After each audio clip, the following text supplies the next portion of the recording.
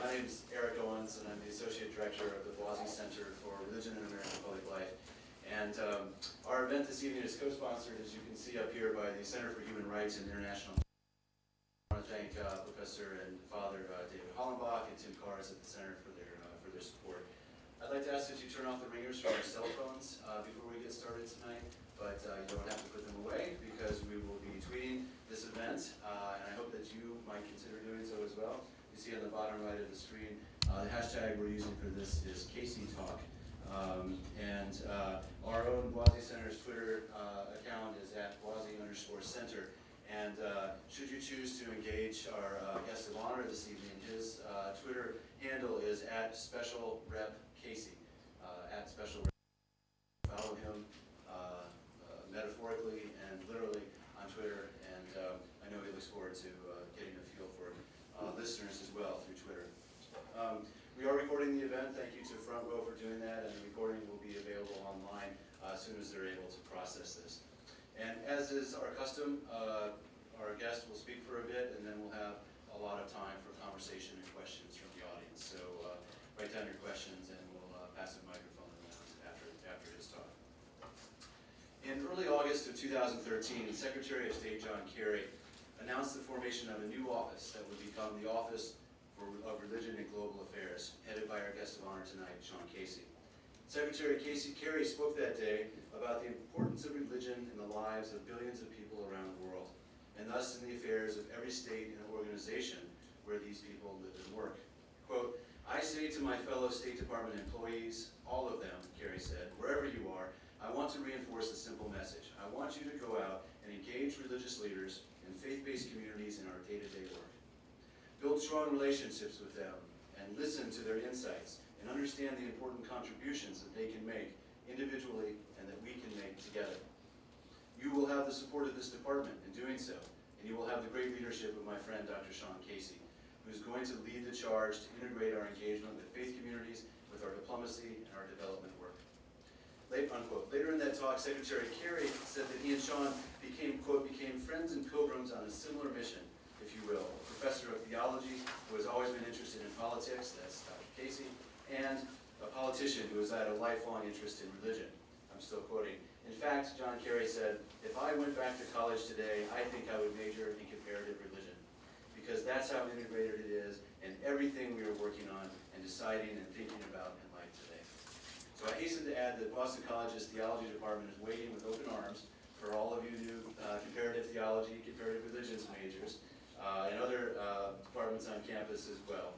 Come join us for the comparative study of religion and international politics that you'll see in evidence with Professor Casey, Dr. Casey's work. But I'm digressing. Let me take a moment to introduce our speaker properly. Shaun Casey is the U.S. Special Representative for Religion and Global Affairs at the Department of State, where he leads a team of diplomats and scholars at the Office of Religion and Global Affairs. He is on leave of absence from Wesley Theological Seminary in Washington, D.C., where he was Professor of Christian Ethics and Director of the National Capital Seminar,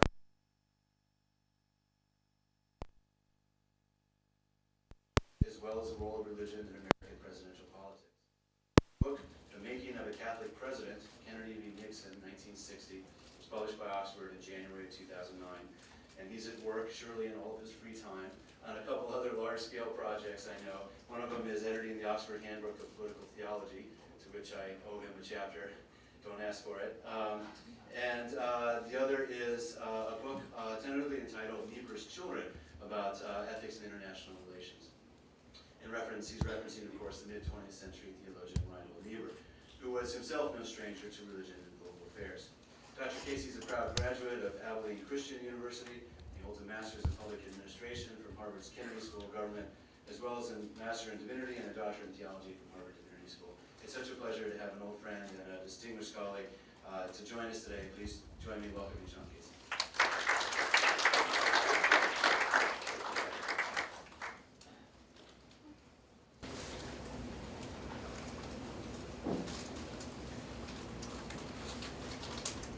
Thank you very much, Eric, for that introduction. And it's great to see all of you on this night when I'm sure you have thousands of other more productive ways to invest your hour. So thank you for coming out. Please do follow me on Twitter. I'm locked in a heated battle with a couple of my employees, and right now I'm losing in terms of followers. So, you know, if nothing else, follow me and I'll have some bragging rights when I go back to DC over against a couple of my suite mates.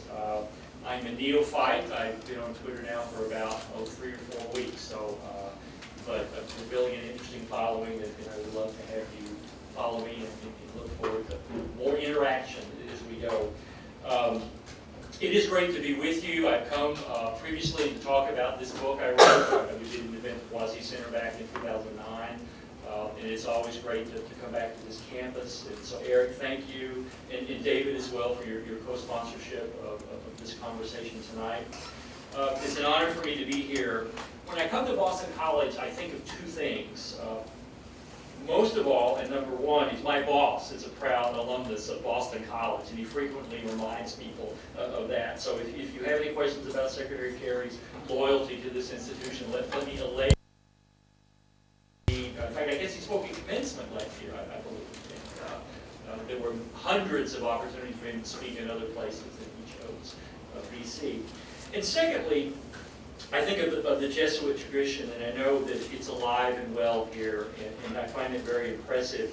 As I was looking at the university's website before I came, I noticed the statement that Boston College is committed to maintaining and strengthening the Jesuit Catholic mission of the university, and especially its commitment to integrating intellectual, personal, ethical, and religious formation, and to uniting high academic achievement with service to others.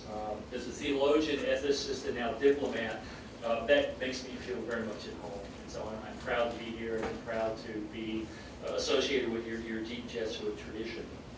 Now, I'm a low church Protestant. I grew up on the other end of the Christian spectrum in the United States. Now, this was a theological tradition so small and vexed, we had trouble organizing things as simple as one-car funerals. So I've long admired the ability of the intellectual and institutional resources of both the Jesuits and the Catholic Church. So it's always great to be here. My task tonight is to tell you the brief history of my work at this new office, the Office of Religion and Global Affairs in the U.S. State Department. And I think the proper place to begin that discussion is my relationship with Secretary of State John Kerry, and Eric alluded to some of his remarks back when I first joined the department. I came to Washington to teach 15 years ago after finishing my work at Harvard Divinity School in theology and in politics. So to land in the nation's capital was really a coup for me, given my research interest and sort of my historical interest in the intersection of religion and politics.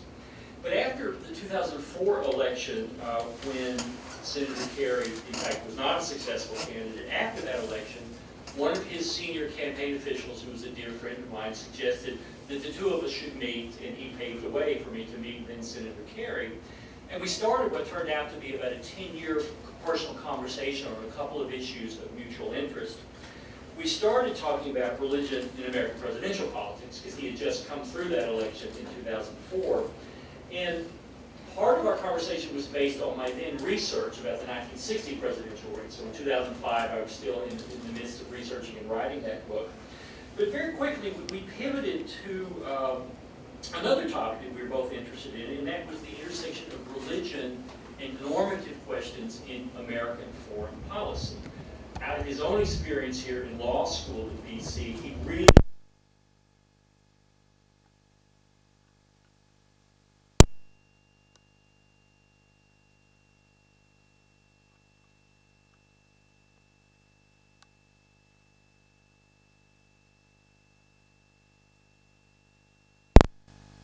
then fast forward to the time he was sworn in as Secretary of State, and then very soon after that, he asked me to launch our Office of what we now call Religion and Global Affairs because of his passion that we need to do a better job in understanding religious actors and faith dynamics around the globe. And so I happily accepted that call. I finished out that semester and started in the summer of 2013. And I have been sort of riding a rocket ever since then. I want, in painting the background of the history of my office, to go, first of all, to something that happened in the White House in the summer of 2013. For about a year, there had been an interagency team working in the National Security Council on a national strategy about how our foreign policy should in fact interact with religious actors and faith communities. And so, recognizing the centrality of religion to our diplomacy and development objectives, the White House issued this national strategy, and it's a mouthful. I always have to look down to get it right. It was a national strategy on integrating religious leader and faith community engagement into U.S. foreign policy. And this strategy called for advancing U.S. foreign policy by engaging religious actors and institutions to do three things. Number one, promote sustainable development and more effective humanitarian assistance. Number two, advance pluralism and human rights, including the protection of religious freedom. And number three, to prevent, mitigate, and resolve violent conflict and contribute to local and regional stability and security. So what I want you to see is that in this administration in 2013, at the highest level, at the National Security Council at the White House, they thought very systematically and very carefully about how we should explicitly engage religious actors and faith communities as a part of our foreign policy. So as we say in Washington, D.C., we have great top cover. Literally, at the height of our administration, we have been told we need to do a better job of engaging religion in terms of our foreign policy.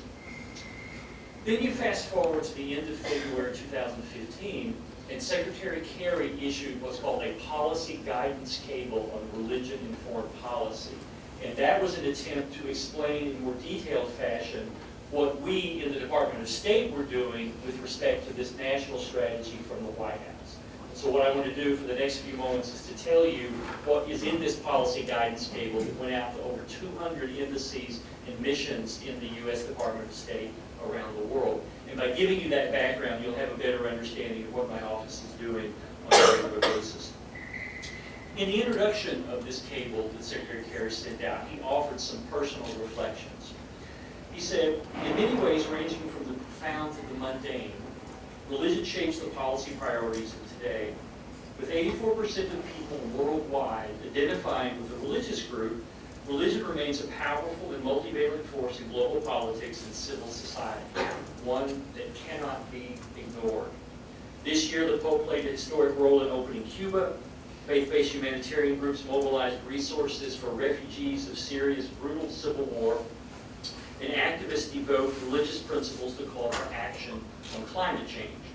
At the same time, religion was used to justify violence with horrific results displayed on the streets of cities around the world. And on matters as diverse as how to stimulate economic growth, and on tamp down corruption, combat terrorism, contain violent extremism, deliver core social services, and promote public health, religion shaped the views of publics and change makers near and far. He went on to say these examples are but a few, but they're indicative of a larger truth. In every region of the world, and on nearly every issue central to U.S. foreign policy, religious institutions and actors are playing an influential role. He said, I am now calling for every post and bureau to strategically engage religious leaders in pursuit of these objectives and to regularly assess the role of religious dynamics in relevant policies and programming. So he then goes on to say that effectively executing these priorities has required adding capacity in recognizing our bureaucracy in a way that is, in reorganizing our bureaucracy in a way that is permanent and enduring. So he created the Office of Religion and Global Affairs, which was initially called the Office of Faith-Based Community Initiatives.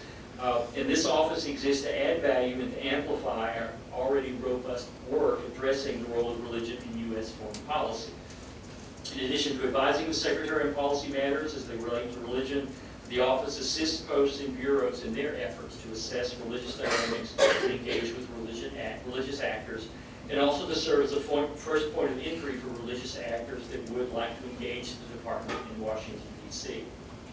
Now, I should hasten to add that we already had certain people in the State Department working on some religious issues, not the least of which was the Ambassador at Large for International Religious Freedom, which was an office established by an act of Congress in 1998, and since then it publishes an annual report that assesses the state of international religious freedom on a global basis every year.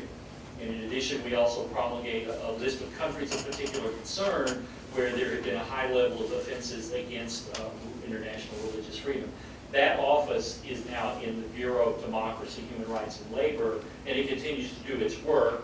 We are a peer organization, we're a partner organization, but we don't do the congressionally mandated international religious freedom work that office has now been doing for 17 years.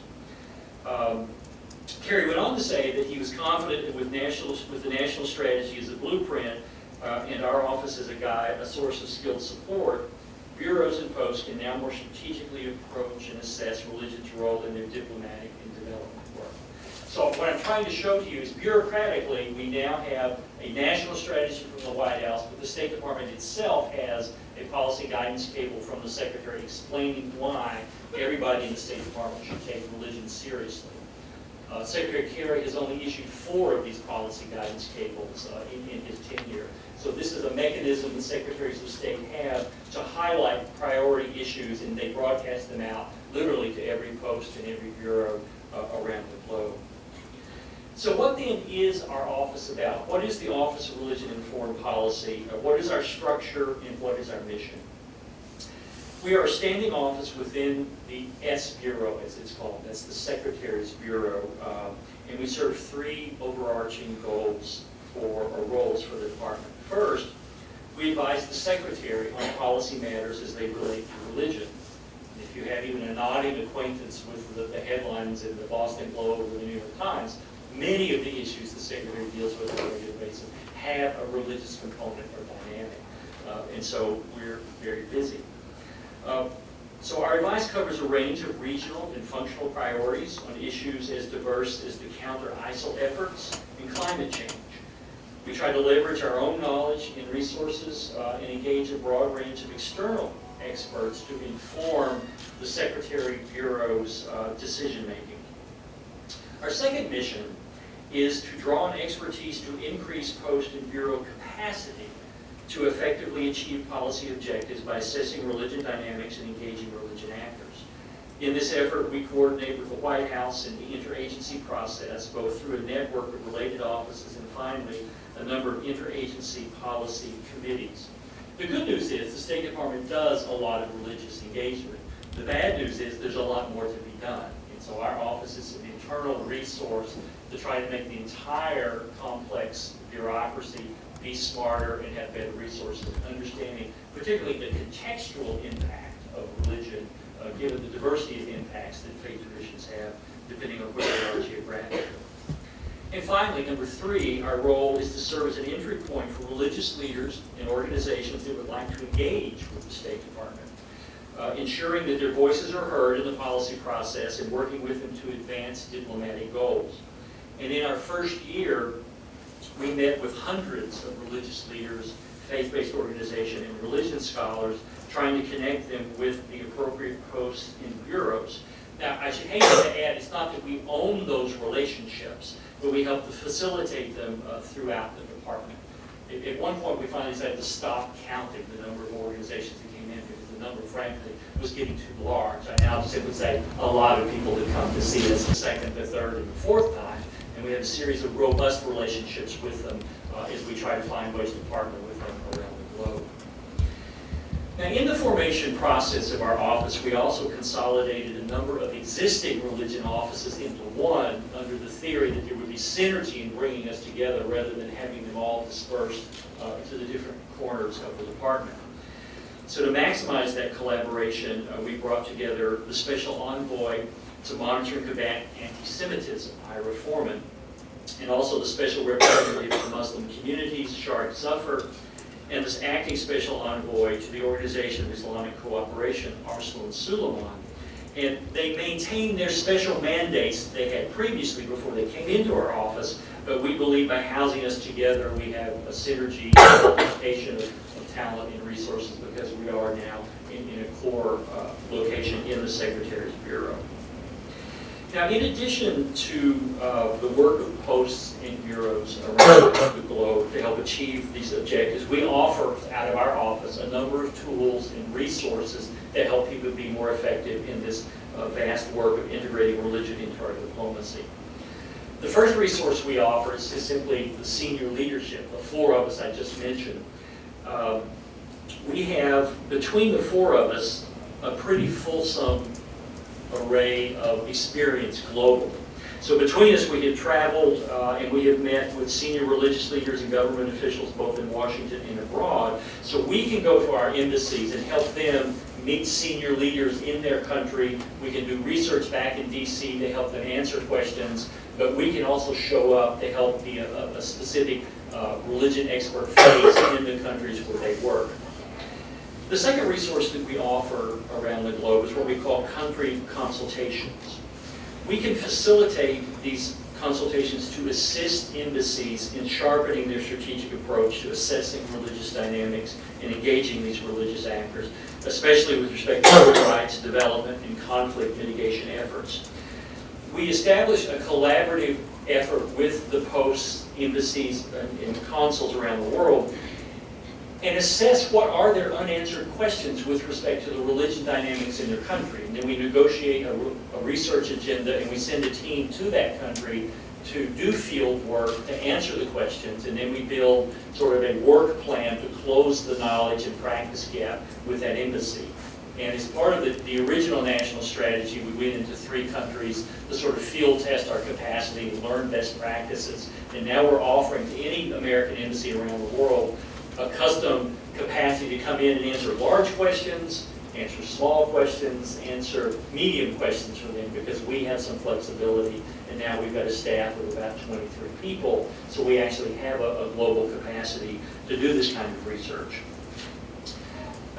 In that process, we also draw from other agencies in the federal government, and we've also built relationships to external scholars who are interested in helping us in this kind of field research. And the third piece of support that we offer to embassies is helping them gauge the implementation of emerging and priority trends related to religion. And so we connect embassies to relevant experts both within the government and externally in academia. We also host and convene a number of roundtables and conversations in Washington where external religious actors or scholars can come in and we can share what's going on in terms of foreign policy that they're interested in, and they can offer their own critique and advice on those policy areas. So we have a robust network of standing religion and foreign policy working groups where we have a regular systematic interface with other civil society groups. So we solicit information from and external expertise as well, and we try to build partnerships with a robust menu of equities outside the department. So that's the internal structure. Those are some of the resources that we try to offer the wider Department of State. Let me talk now a bit about the kind of resources that we offer, the guidance we give to actual embassies around the country. While we do serve as a resource and a coordinating mechanism for the department, it's really expected that the hard work of religious engagement is actually going to be carried out by our embassies and bureaus around the world. They continue to be responsible for the vast majority of efforts to do this kind of assessment of religious dynamics and to engage religious actors on our policy priorities in the field. So we are a resource that can help them become more effective. But at the end of the day, if the United States government is going to be more effective in understanding the global political impact of religion, it's going to be because our embassies have developed that capacity, and they see it as a natural part of the diplomatic DNA. So we're there to help ramp them up and to encourage them to do this work in the field, not simply rely on us to do it exclusively from Washington, D.C. Now, as I said earlier, the good news is that many of our embassies already engage actively and constructively with this kind of religious engagement. The national strategy I mentioned a moment ago advises that posts expand and regularize such efforts, crafting an intentional strategic approach that draws on external expertise wherever appropriate. We have tried to make the case that religion is expressed in a multitude of forms by a vast array of actors, and that effective engagement is almost always determined by the geographical and political context that the embassies are located in. Therefore, engagement requires deeper understanding of the interests and equities of religious groups an assessment of the political and social implications of lived religion in the country. That is, how religion is actually practiced by adherents on the ground in specific contexts, rather than only official doctrine in sacred texts. So posts are vital in making these assessments and setting up good communication between posts in our office. It's also always important to recognize the ways in which our diplomatic work is affected by our own values and identities, and have an understanding of our own religious dynamics and how that shapes our own biases and assumptions. American trained foreign service officers are clearly going to be influenced by their own experience in terms of American religious communities, and that may not always be an asset in understanding contextually the role of faith communities in countries beyond the borders of the United States. So we've had some very specific things we've asked embassies to do as they begin to think about religious engagement in a more sophisticated way. One of the things we want them to do is to develop an institutionalized knowledge about the religious dynamics and actors in their own country. That our posts should work to cultivate and maintain a nuanced understanding of the relevant religions and their impact on policy priorities. So we make some very specific recommendations to embassies here. First, we think that there should be specific staff level accountability for matters related to religion, but also broad staff involvement. Posts and bureaus should name a point of contact for religion-related issues, but also all staff should engage on such issues, whether through regular working groups or through other information sharing tools. We commend to embassies the notion of building a religion landscape document based on their own objectives in the embassy that identifies key religious actors, charts their priorities and influences at both the national and community level, and explains relevant documents and trends, be they demographic, political, social, economic, or other. It may also be important to consider laws in the country that impact religious groups, how the host government views foreign engagement with religious actors, the various inter- and intra-religion dynamics in the country, the communal dimensions of religious identity in addition to individual choice-based ones, the relationships between religious leaders and their communities, and active religious narratives regarding both conflict and peace building. Other agencies at posts may be important partners in developing this living religious landscape document. We also think we commend to all embassies that they inform staff of training opportunities. All incoming staff ought to be oriented to the basics of this religion landscape that they take the time to build. And throughout their tenure, they should be kept aware of training opportunities related to assessing religion and working with religious actors. And finally, we asked them to report on issues related to religion and its relationship to diplomacy. One of the things the State Department does, which was something of a surprise to me, is we write cables. Our embassies write cables, which are really notes back to Washington about what's going on in their country. And the way you sort these is you have a special tag. So if you're writing a cable about a political event, there's a tag such that anybody can search for political event cables in country X. So we've now created a religion tag. So if an embassy wants to write about a religious actor or a religious event or some kind of religion dynamic, they write the cable and they send it to Washington. But it's like a keyword search that we're all very familiar with. There's now a religion tag so that my office can gather any cable written with respect to religion around the globe, and it makes us smarter about what's actually going on. And any other member of the State Department can search this vast database of cables by subject. So now if anybody's interested in religion in their country that they move to, they can now search this database for religion cables in their country. So it's a way of in a sophisticated way of distributing knowledge that is accumulating now about religion at the embassy level. So that gives you a sense of some of the embassy practices that we're commending. And currently, some embassies already do all of these things, some of them don't. So part of our mission is to make these routine and make them regularized in the DNA of all of our embassies and posts around the country. I'm going to spend a few minutes now talking about a sort of sample basket of issues that we are actually investing in, and then I think our time will be up and we'll be able to on to the conversation. So the set of issues I'm going to look at are really 6. The first one has to do with our support for the, actually I'm sorry, I've lost this one, but I can, well here it is, I'm sorry. The first issue I want to highlight for you is our support for the Palestinian-Israeli negotiations during that political period where Ambassador Martin Indyk was leading the negotiations. We were part of what Ambassador Indyk called the Global Outreach Team. It was his view that to support the principles in that tense negotiation, it was smart to build civil society support for all of the parties at that table. And so as he constructed and built the various teams under this global outreach, he thought it would be helpful if we had global outreach to the 3 faiths who were represented at those conversations. So we had people doing global Muslim outreach, global Jewish outreach, global Christian outreach, and interfaith work.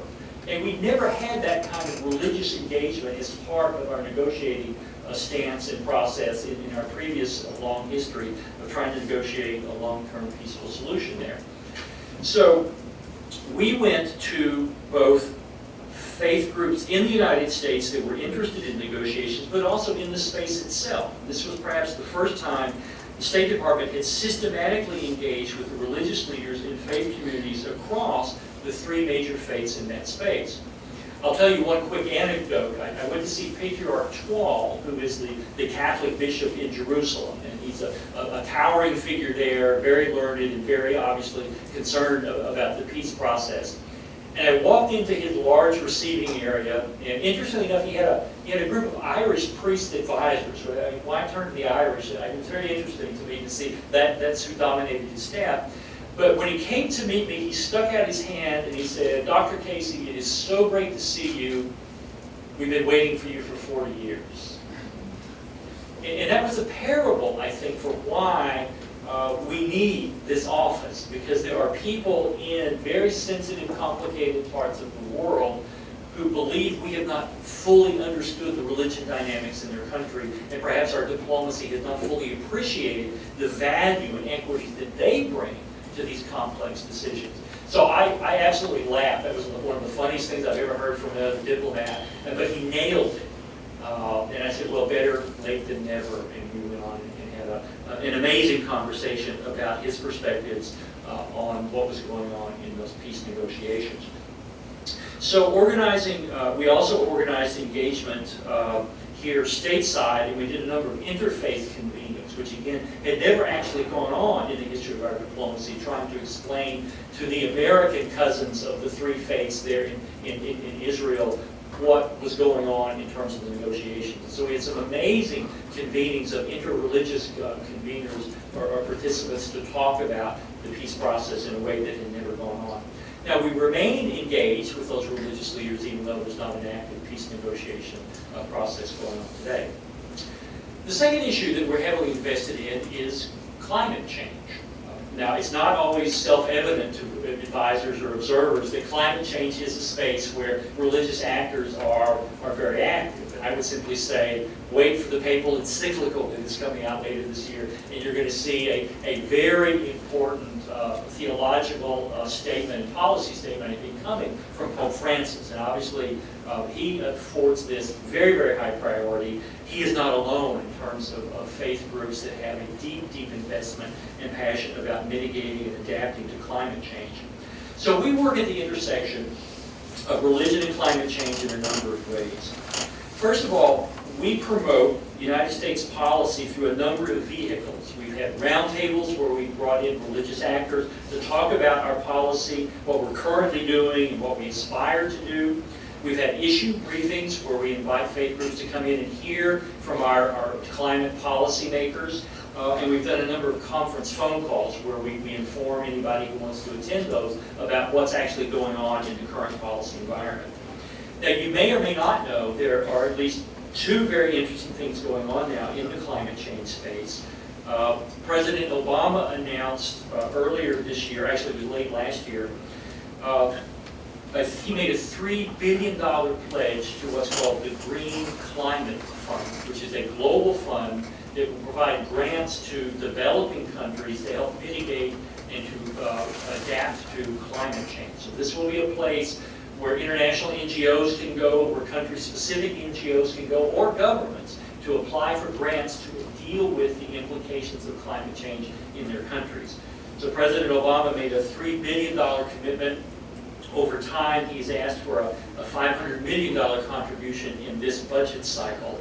And faith groups, faith-based NGOs, will be eligible to apply for these grants on a global basis. Related to that, there is a United Nations framework convention being negotiated on climate change that will, we hope, end in Paris at the end of this year, where we're hoping we'll get a global emissions reduction treaty, where presumably every, or maybe perhaps most countries of the world will make national commitments to reducing emissions. Interestingly enough, faith groups are paying very particular attention to the national commitments that are being made, not only in the United States, but globally as well. So we have been a sort of a communication conduit to these groups as we convene them. We allow our climate policy folks to educate them on how the negotiation process is going. So we've had a number of convenings where the people representing us in those negotiations have debriefed faith groups. It's been quite astonishing to me to see the amazing array of domestic and global faith groups that are invested in mitigating and adapting to global climate change. We have discovered that they're eager to come in and learn what we're doing. They want to support our policies to the extent they're able to do that. But they are united by an overlapping consensus, if you will, that we need to address this as one of the most compelling moral problems facing the globe today. The third issue I'd like to mention is that of our work in Iraq. The Office of Religion and Global Affairs plays a supporting role in our anti-ISIL campaign. We're concentrating our energy on thinking through how to promote reconciliation and religious pluralism in a post-ISIL stabilization and reconstruction phase in Iraq.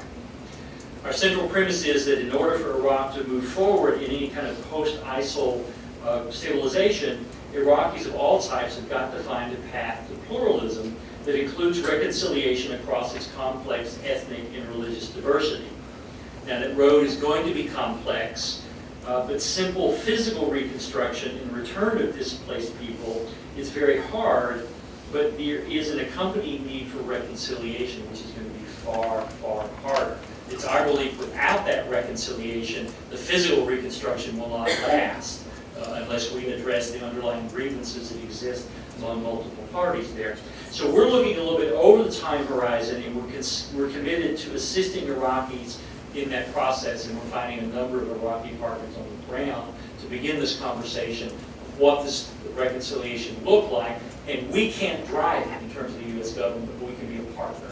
And we're at this point trying to assess exactly what kind of path that means for our office. The fourth issue is that of Cuba. I assume that all of you know about the Vatican's role in helping the United States and Cuba achieve a diplomatic breakthrough. I don't need to retell that story. I assume in this context you're familiar with the basics there. Our office has a modest but I think significant diplomatic role to play in the evolving relationship and conversation between the two countries. We recently conducted a faith community roundtable at the White House with Cuba policy experts from our Bureau of Western Hemisphere Affairs at the State Department, the National Security Council, the Department of Treasury, and the Department of Commerce. They all had experts there to brief on the policy changes the President has announced. So this briefing outlined these regulatory changes regarding things like travel to Cuba, financial transactions that are now permissible that weren't previously, the ability of religious workers to have access to travel to Cuba, and this notion of more equipment transfers in certain categories between the United States and Cuba. So major faith-based development NGOs such as Catholic Relief Service and Church World Service came there. And you hit a home run in a briefing when you have the vice president, one of the vice presidents of Catholic Relief Service say, in hearing an answer to her question, My legal affairs department is going to be so happy to hear this news. So we were able to tell these major faith-based development agencies that indeed their work was going to be made easier because of the policy, the regulatory changes that President Obama has already announced. So we're able, I hope, in that day when we actually negotiate a new embassy successfully with Cuba, I'm hoping our staff will be able to go and show them how to engage the really interesting array of faith groups that are thriving in Cuba at this point. So there are a number of robust relationships we think are waiting to blossom and bloom. Our staff will be able to help the embassy staff meet those people, and we'll be able to help them establish those initial relationships that we think may pay dividends over the long haul, a renewed relationship with Cuba. We also, I guess the final two issues I'll talk about, and I'll stop. I realize we're getting close to the end. One of our principles is the special representative to Muslim communities. So he does work both domestically here, but primarily around the globe. And this is a tough time to have that job, as you can imagine.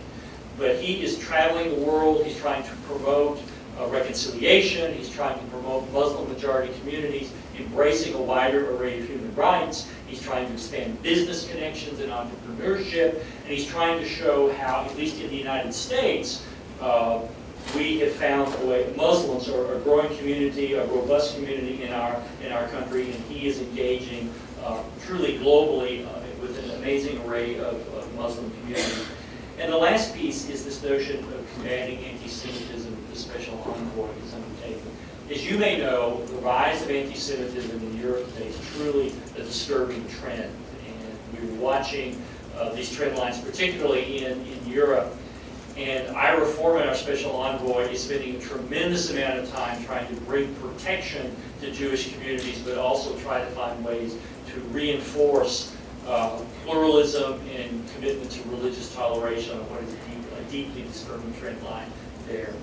So let me simply stop. What I've tried to do is to show you the brief history of how this administration has become more serious and more organized in trying to engage religion as a political and diplomatic force. We have accomplished a lot in a relatively short period of time, and in this year and a half I've been there, we've gone from literally one staffer to a staff of 23. We'll probably top out somewhere around the staff of 30, which on one hand is huge by State Department standards. On another, it's a little daunting to think about a planet with 7 or 8 billion people and the incredible religious diversity and complexity around the world. But I think the good news is we at least are marginally improving our capacity to integrate religious engagement into our plans.